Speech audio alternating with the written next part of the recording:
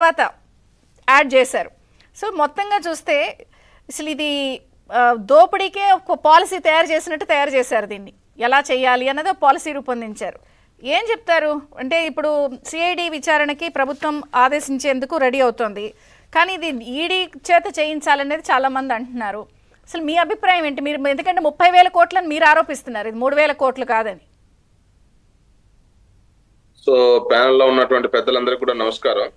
మనం చంద్రిక గారు చూసినట్లయితే జగన్మోహన్ రెడ్డి గారు ప్రతిపక్ష నేతగా ఉన్నటువంటి సమయంలో పాదయాత్ర చేశాడు. పాదయాత్ర చేసేటువంటి సమయంలో అన్ని వర్గాల యొక్క సమస్యలను స్పృశిస్తున్నట్టు నటిస్తూ ఆయన మహిళలను పెద్ద ఎత్తున మిస్మరైజ్ చేసేటువంటి ప్రయత్నం చేశాడు.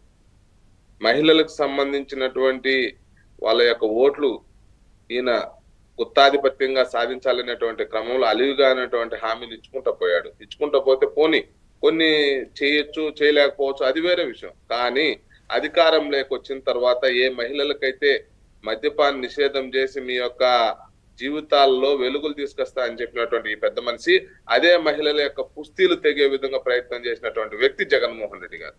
జగన్మోహన్ రెడ్డి అనేటువంటి వ్యక్తి ఒకప్పుడు విశ్వసనీయతకు మేమే బ్రాండ్ అని చెప్పుకునేటువంటి ఈ పెద్ద మనిషి ఆయన చేసిన ప్రతి పనిలో ఏ విధంగా లబ్ధి పొందాలి, ఏ విధంగా వంచనకు గురి చేయాలి నమ్మినటువంటి వాళ్ళని అనేటువంటి విషయంలో అందివేశం చేయగా మారినటువంటి వ్యవహారం మనం చూసాం.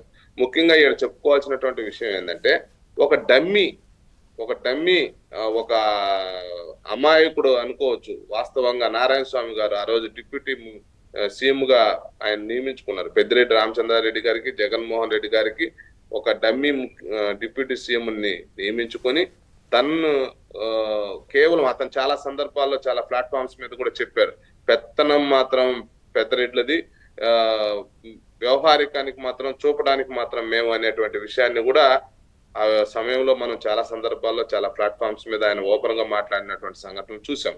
ఆయన అట్లా అడ్డు పెట్టి ఒక డిప్యూటీ సీఎం, ఆయన ఎక్సైజ్ మినిస్టర్ గా వ్యవహారం అంతా వీళ్ళు నడిపారు.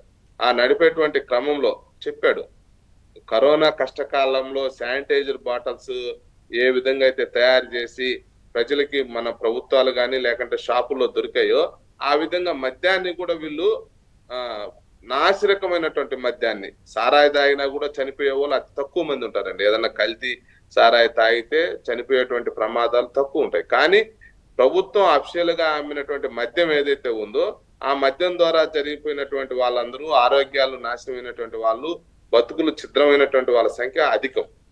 కాబట్టే ఈయన జగన్మోహన్